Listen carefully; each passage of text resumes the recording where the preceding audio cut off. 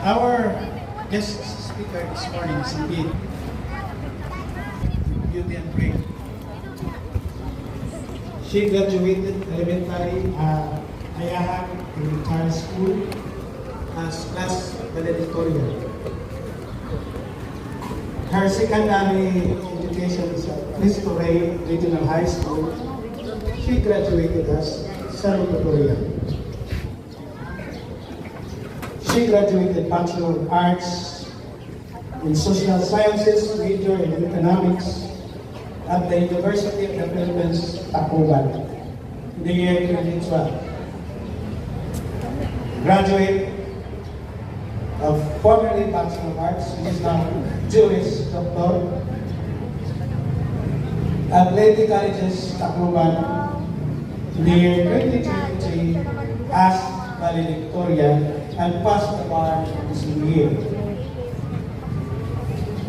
She worked as the former legal consultant to the Committee on Disaster Resilience of the House of Representatives during the 19th Congress in the year 2022 to 2025.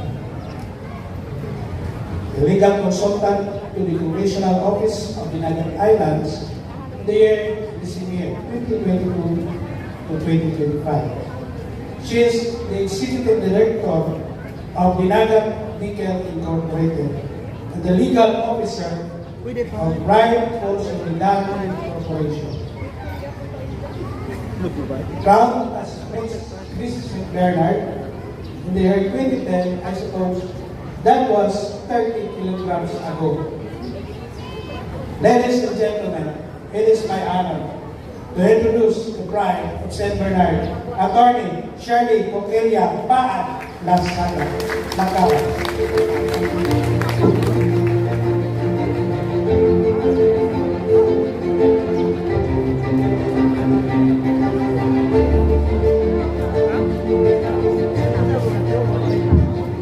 Maraming salamat, sir. Huwag yan niya kalimti ang pinaka-importante nga linya.